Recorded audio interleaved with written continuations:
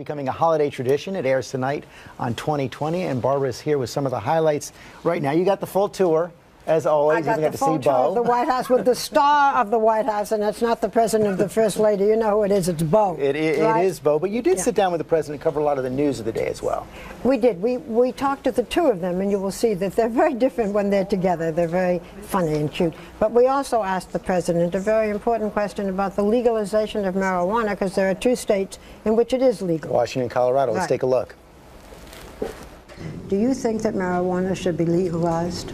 I wouldn't go that far, but what I think is that at this point, Washington and Colorado, you've seen the voters speak on this issue. And as it is, you know, the federal government has a lot to do when it comes to criminal prosecutions. It does not make sense from a prioritization point of view for us to focus on recreational drug users in a state that has already said that under state law that's legal. That's interesting. So the president doesn't want a conflict with the states on this, even though it's the Attorney General's final decision. And I asked him about the fact that when he was younger, he smoked marijuana, and what does he tell his girls? And he says what a lot of parents say: don't make the mistakes that I made. That's the only thing he can say. That's you also talked to the president about how he's spending that little bit of spare time he has. And you see the two of them together, quarreling about Scrabble, no less. Take a look. You have an iPad. I do. Yes. What's your favorite app? Scrabble. Oh, yes. Oh. Gosh, sometimes I want to yank that out of your hands. Who wins? He's good at Scrabble. He's very irritating. She doesn't like losing, so she stops playing. No, I don't like losing to you because you're a little irritating when you win.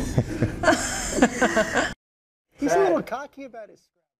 But you know, the thing that's charming about this interview, which you will see tonight, is how different they are. You know, when you interview them alone, they're very serious people, as they should be. Together, she teases him, he teases her. That's a whole other look.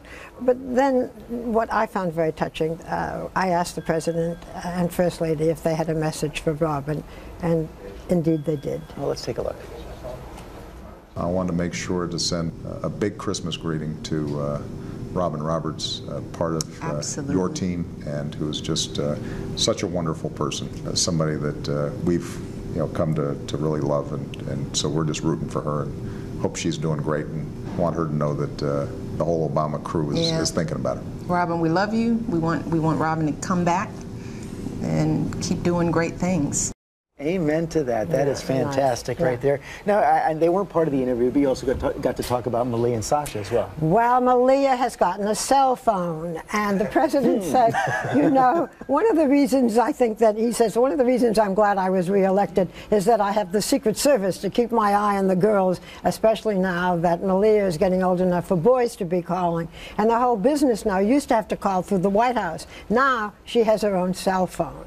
That is a big step. And how old is Malia now? Is she 13 or 14? 14. 14. You know, and by the time this term finishes, she will be 18, ready for college, and certainly ready for dating. So, you know, they talk a little bit about the changes in their life. There are no ground rules about the cell phone, but Mrs. Obama says she never knows when I'm going to walk into her room and see what she's texting. You know, parents are parents no matter what. No question about it. We cannot wait to see all of it tonight. Thank you, Barbara, on 2020. Christmas at the White House at 10, 9 Central, right here on ABC.